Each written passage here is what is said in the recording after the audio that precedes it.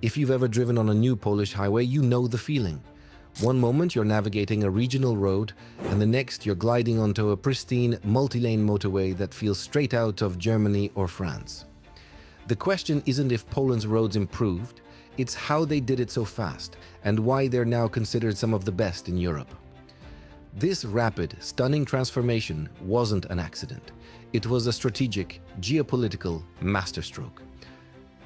Before we get into the nuts and bolts of the financing and planning, I'd love to know your personal experience. Have you driven on a Polish highway, and what did you think? Let me know in the comments. And while you're down there, hit that like and subscribe button. It helps the Poland channel bring you more deep dives like this. The real story of Poland's infrastructure revolution starts with a simple date: May 1st, 2004. This was the day Poland officially joined the European Union.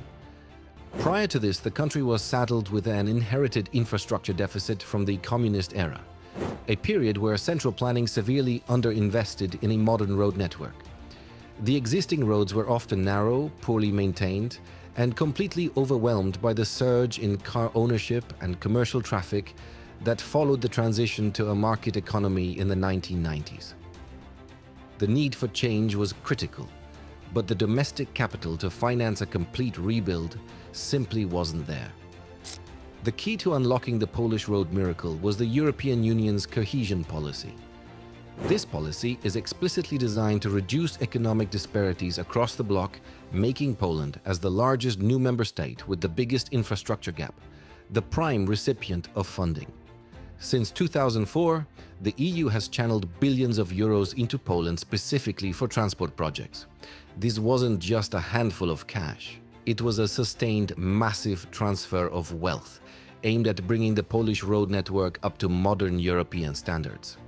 The EU insisted on high-quality planning, construction, and long-term maintenance standards, ensuring the money was spent effectively on durable infrastructure. But money alone doesn't build good roads. You need a strategic plan. The EU funding came with a mandate: build out Poland's crucial sections of the Trans-European Transport Networks, TENT. This wasn't about building random local roads. It was about creating the pan-European arteries, the main motorways, A roads, and expressways, S roads, that connect Lisbon to Kiev and Scandinavia to the Balkans. Poland, as the vital bridge between Western and Eastern Europe, had a geopolitical imperative to complete these routes. This focus ensured that investments were prioritized on the most economically significant corridors, like the A2, connecting Warsaw to Berlin, and the A4, connecting Germany to Ukraine, turning Poland into a logistics hub instead of a bottleneck. The government also had to do its part by implementing systemic changes to ensure quick execution. Before accession, building a new highway could take over a decade due to complex, slow, and fragmented bureaucratic processes, especially land acquisition. Recognizing this barrier, the Polish government introduced special laws that streamlined environmental assessments and, critically, made it easier and faster for the state to expropriate land for public works. This political will and institutional agility were crucial. It created an environment where construction could proceed quickly, a necessary component for actually absorbing and spending the massive EU funds within their strict deadlines. Without these legal changes, the money would have arrived, but the roads wouldn't have been built on time. The final piece of the puzzle is the Euro 2012 Football Championship. While a sporting event may seem like a minor factor, its co-hosting by Poland and Ukraine acted as a powerful, non-negotiable deadline.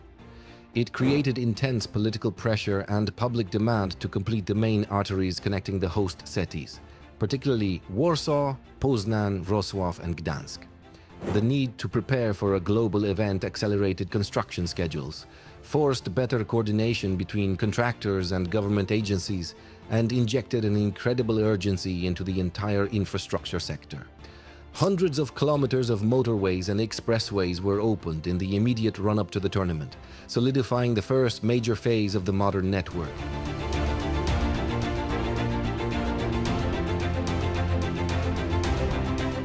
So the next time you drive through Poland and see those smooth asphalt lanes, remember that you're witnessing the result of a perfect storm. Massive EU capital, a geopolitical mandate to link Europe, smart legal reforms to cut red tape, and an unwavering political deadline like the Euro 2012 tournament. This combination allowed Poland to do in 2 decades what many countries take half a century to achieve. We've covered a lot of ground today, but if you're enjoying the journey, please take a second to like this video and share it with a friend who's planning a road trip to Poland. Today, Poland's road network is a core pillar of its strong economy, dramatically increasing road safety, cutting logistics costs, and integrating the country fully into the EU's single market. The quality you see isn't an accident. It's a testament to effective strategy and investment. The work isn't over, as new sections continue to be planned and built to ensure even the smaller towns and eastern regions are connected. We've talked about the what and the how, but the true long-term story is the lasting impact on everyday Polish life and European trade. If you have a thought on which Polish highway is the most impressive, drop a comment below. And as always, hit that subscribe button so you don't miss our next deep dive into the fascinating world of Central Europe. Thank you for watching.